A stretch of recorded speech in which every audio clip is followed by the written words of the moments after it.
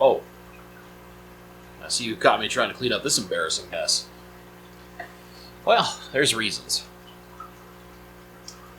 As a lot of you know, I got a new job.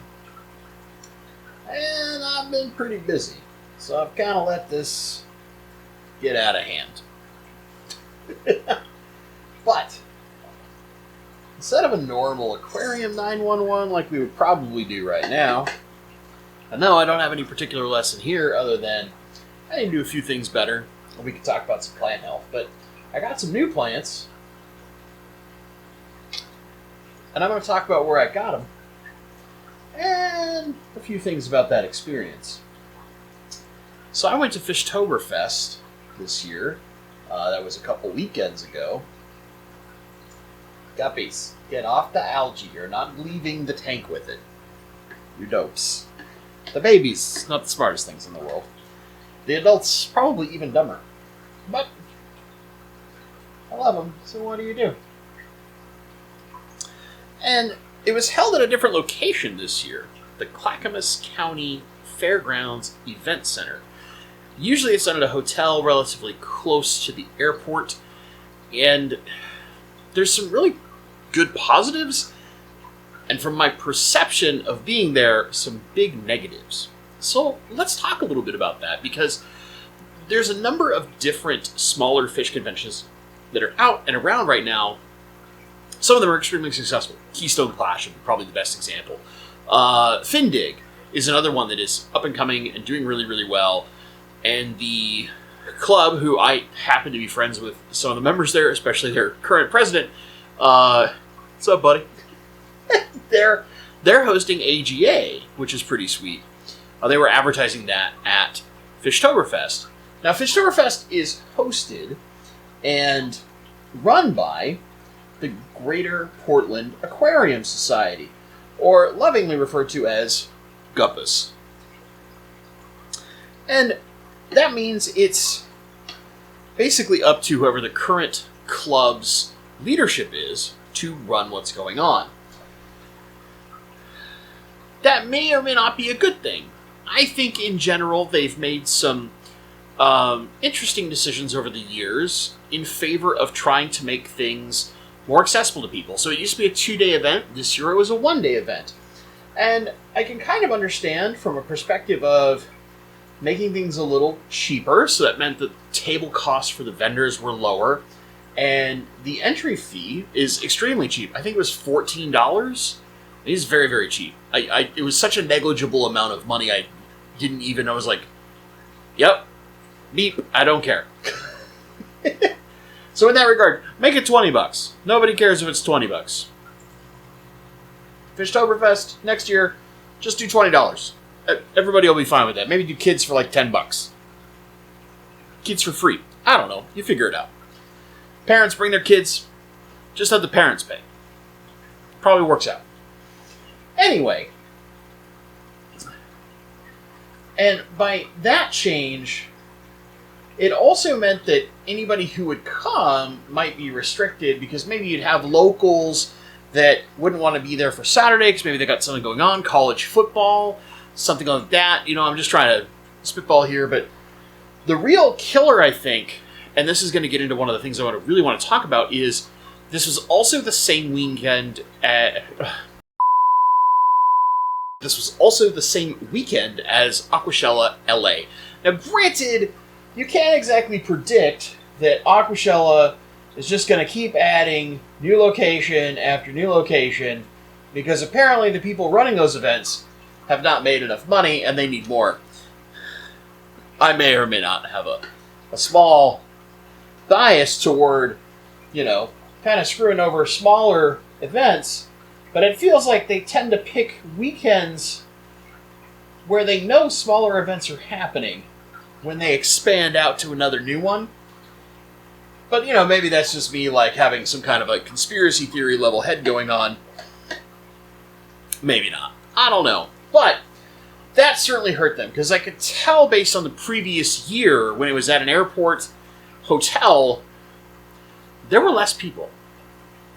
And less people that travel. I noticed that the number of people that come down from, Seattle and come up from California were quite a bit less this year. Now, granted, most of those are people I know, and maybe there was weather, because I do know like a friend of mine who is almost there every year. Him and his dad come down, and they couldn't because there was lots of really blustering wind, and there were some worries just about like people's health and walking and dealing with some of that nasty weather. So they chose not to drive because they got a long drive. Like, my drive was long, and we should talk about that part because it was I went for the extra wild ride, and yet, you know, they're making a much longer drive because they're another like 2 hours north of me or so, maybe a little bit more, and they just chose not to go, especially with it being a one-day event. It was a lot of driving to them, and they just didn't think it was worth it. Now, I originally said I was going to take my camera, and this is where I'm going to get into things. I had to work late, and I had to do some things. And by the time I got home, I had very limited time to get things done. I needed to get a couple things done around my house before I left. And I left in such a hurry, and the night before I'd set like some camera gear aside to get it all charged up. I was like, it'd only take me 5 minutes to pack it when I get home. So I packed my bag with like my laundry and my things I needed for a one-night stay. So I was staying in a hotel Friday night, and then I would just drive home Saturday night. And in a rush out the door, because I realized I was always falling behind, and there was a risk that the hotel would stop taking a check-in just based on how long it takes me to get down there driving an electric, I needed to go. And I totally spaced and forgot to grab my freaking camera. Yeah, so by the nature of that, I didn't have a camera with me. So I didn't film it as much as I wanted to. I basically didn't film at all. I gave up on that. I know. Bentley fails once again to capture an event. But I did get some pictures of a couple of things that I thought were really interesting. Mostly this really awesome bonsai booth that was there. They also had somebody selling reptiles, and there was like a couple different terrestrial plant people in there on top of all the fish vendors, plus the reptile vendor, which I thought was funny because there was a reptile show the next day on Sunday. And I think that's part of why FishtoberFest was only one day, is because they understood there was a reptile show the next day, and they didn't want to cannibalize from that other show or cause any drama. So, or at least that's my guess. I don't know for certain. I didn't actually ask the organizers because I get down there and I start BSing about other things and things like that. And, you know, I'm mostly there to socialize and have fun. That's how I treat almost all my conventions, especially the small ones that are local. I'm there to see my friends that are down in Portland from the Greater Portland Aquarium Society, and a few other people that come up from California for it every year that are out of the Sacramento Aquarium Society, things like that. You know, it's good times for me. Man, some of these plants are growing much better under the algae than they were before they were covered up completely. So I did make one purchase while I was there. I tend to be really restrictive about my wallet, but there was a plant I saw that I had not grown before. Get off, baby guppies. They're like trying to lay on the algae as I'm pulling it out. I don't know what they're doing. And that is this bad boy right here. Let me put my tongs aside. You can tell I'm actively just working this tank. And it's kind of more than just a prop piece. More than just a joke about me needing to fix it. Check these bad boys out. Look at that. How do you think, huh? Now, you might say to yourself, that looks like a really interesting sword, Bentley, or is that some kind of crypt I've never seen before? What the heck is that thing? It's actually a stem plant.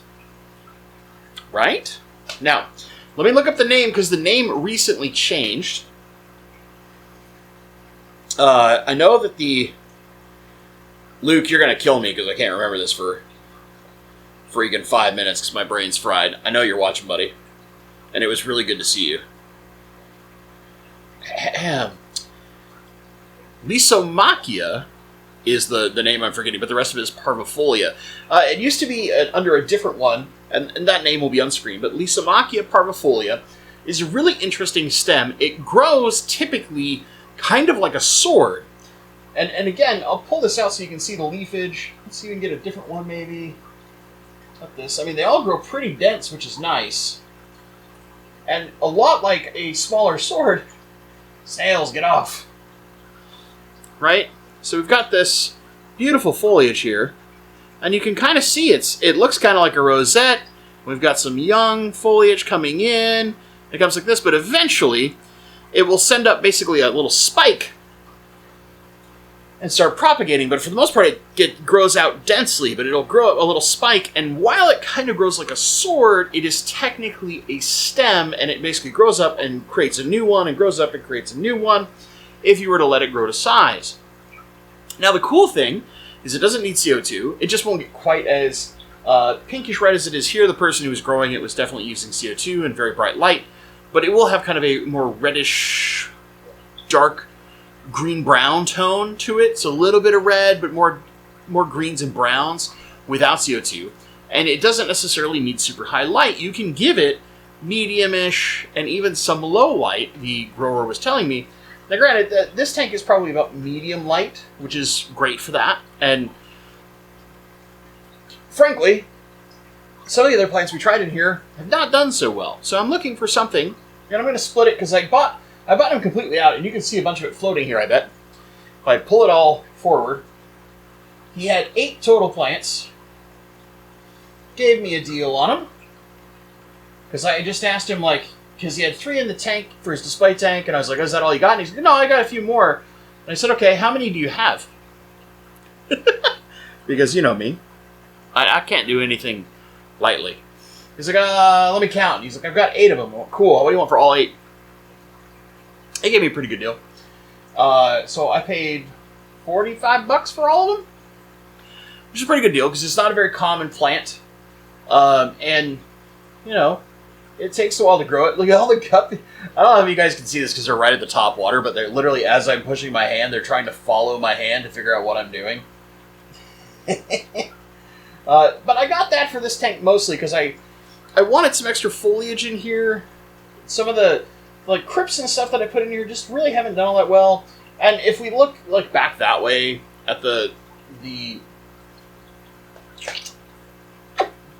Nymphaea, there we go. My brain.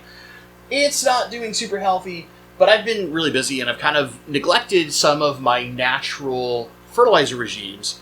So things are kind of out of whack. It's part of why the algae is going nuts in this tank, which is why I'm removing a lot of it. And this is generally what I would suggest to you if you're dealing with these things. Remove a lot of this hair algae, do a few water changes, kind of get everything back to a semblance of stable and normal, and get yourself back to a kind of more lean dose. So, with all that said, I bought myself some plants. I spent a lot of time with several of my good friends, but most especially Danny and Kenny of Danikin Aquatics. Just they're probably 2 of my absolute best friends. And hi, Danny and Kenny. It was so good to see you both. And make fun of Kenny because he literally just had a stroke. So chill out, brother. Don't go stroking out on me, all right? I got many more years of dealing with your grumpy butt and me giving you sass. But, I mostly went to see them, and of course, Luke and the Sacramento crew that came up. I always love when I get an opportunity to sit with him because he's another fellow psycho plant nerd like I am. Although he hasn't given up quite as much because he's not working the death grind quite like I am. But he's also running a fish club, so he's a busy dude. And he loves rainbows, so how can you fault the guy, right?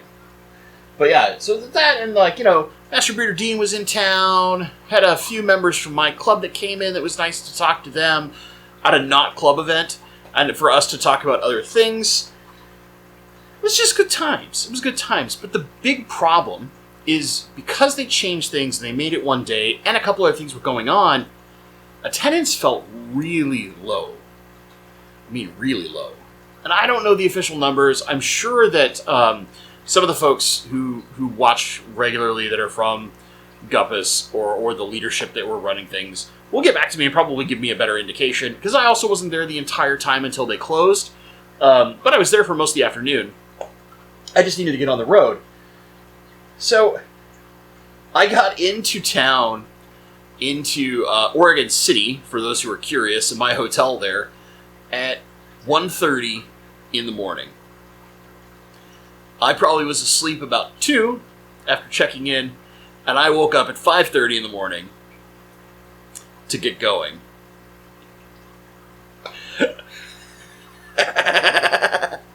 I'm a nutso person. So anyway, I had another friend to meet for my other hobby really fast, because I had something for him and that he hadn't been able to get down in Oregon. He had something for me, and that was fun. And then it was time to go do fish stuff. I was there basically right as they opened. There was even some vendors that weren't fully set up yet. They were getting themselves set up. It was nice to talk to several of them. But it was just kind of interesting. Like, I liked a lot of the things that were present, but again, it felt really low, and I saw a lot of people, and I got to meet some new people, and people who had been watching my channel, and for all of you, like, thank you so much for being so warm, so inviting, so wonderful. It was fun to talk to so many of you. But the thing that I saw is, like, some people were kind of, like, starting to shift their prices a little earlier, and a lot of people had more stuff on their table than you would have expected at, like, 2 or 3 o'clock as I was getting ready to leave. And so in that regard, I kind of worry about the health of FishtoberFest long term if they continue to go with that location. Now, that location is kind of awesome because it was huge. And they let them come in the day before for basically very limited charge to let people set up on Friday if they wanted to from the vendor perspective, which that's really nice. You can set up the day before if you need to, and then bring in only your livestock the next morning or whatever, maybe cut down some of your, like, early wake-up time to do those things. But still, that kind of lighter feeling makes me wonder if some of the staples would keep coming. And that was one of the other things that I noticed is a few of the people that were there every year, like Pisces Aquarium as an example, or there's always a sponsorship every year from the Wet Spot. Those were missing. And I don't know why. It could just be they were busy doing something else. Or maybe Wet Spot was choosing to not sponsor because, I don't know, maybe business has been a little slow and they're like, we got to tighten up our funds for a little bit because the economy sucks for a lot of people, and especially in a hobby like ours where it's expensive, right? And that's one of the things that worry me about the long-term health. Now, is there an easy fix? Well, I think in general being closer to the airport and in a hotel is nice. Those venues are significantly more expensive, and that ends up passing more cost along to the various vendors or what have you. Is October becoming jammed up with too many events, and thus FishtoberFest is suffering because people don't really travel to the West Coast? Plain and simple. It's really hard to become a event that people travel for fish on the West Coast. And I think it was Corey, a long time ago, who had stated, like, the West Coast is where fish events go to die. Now, unless it's a naturally traveling event, like CatCon, for example, is coming to Seattle next year. AGA is coming down to Sacramento next year, right? These are events that travel kind of constantly. They don't usually have, like, one spot, or they aren't always on the East Coast. Makes a little more sense. But, like, the ACA, as an example, has always been kind of on the East Coast and mostly in Chicago. That's not coming to the West Coast anytime soon. Also, I don't know, you got a lot of cichlid people out here, other than, like, apistos and some of your more dwarf cichlids. You're not really getting a huge amount of African cichlid people on the West Coast where we have very soft water. It's a lot of work. So, is there a way to fix that easily? Maybe not as easily, but it's one of the things that worries me, because if you're seeing a significant drop-off, something has to change. And maybe it's a matter of, like, I really didn't see people talking about FishtoberFest at all. It wasn't really being advertised. And if, like, the Wet Spot wasn't sponsoring it, were they even advertising it? Because one of the best advertisers are local fish stores. And I'm wondering how well, for an event like that, that was being advertised. I'm not sure. But grassroots is really important for small fish events like that. So that's one of the things I would say is whoever is in charge of running it next year, make sure early and often, and I will give the biggest props in the world to Scotty, who runs the Keystone Clash. Keystone Clash ended, like, less than a month ago? No, more than a month ago. Basically a month ago. I can't keep my time straight. that man is already lining up his speakers, and he'll start advertising for Keystone Clash again in like December.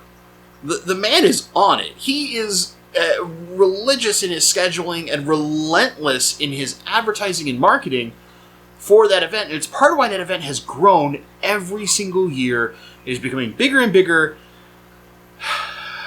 And it's the prototype of how to take a kind of small regional event run by a fish club or two and make it into something that is becoming a go-to. Even though it's kind of out in the middle of nowhere. And I even was talking to some folks, they were like, I don't know if I'm ever going to go again. The drive from the airport's a little rough. I'm like, yeah, but the event is fun. It's really fun. And that's the end goal, I think, for any small fish event, is to be, even if that thing's out in the middle of nowhere, it becomes that one you have to go to once because it is just so fun. And the word of mouth from idiots like me is, it's just so fun. You need to go once. I know what you're saying. Bentley, you haven't gone to an Aquashella. It's a vendor show. Who gives a all the big shows are just big vendor shows. They really are. And yes, there's lots of YouTubers go. Yes, there's lots of people to go. But in the end, it's a vendor show. Where like these smaller fish shows really are like lots of small local breeders and like local fish stores, local club members doing these things and running these events, and they're bringing in speakers and things like that to jazz it up a little bit, and that is awesome. That is phenomenally awesome. Things that are run and have massive sponsorships from big corporations and have huge vendor booths from, you know, Seachem and all these kind of things. It's like, a vendor booth is a vendor booth. It doesn't really apply to me. But when I go see somebody like Mike's Bulgarian Green Angelfish, and I get to learn about somebody I didn't know before and see a type of fish I've never seen before, or I get to run into people like the wonderful people that are running Shrimp Envy, right? Or the folks that run Pisces Aquarium. I'm talking specifically over here. Granted, Shrimp Envy had moved out of the area. I miss you guys.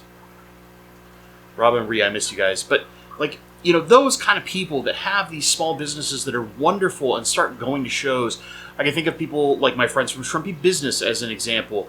If they show up to something, or if someone else is just like a closet relentless like breeder of a particular type of fish you didn't know about. Maybe they've got a small website, or they used to sell on something like Dan's Fish, and now they use eBay or Aquabid or whatever.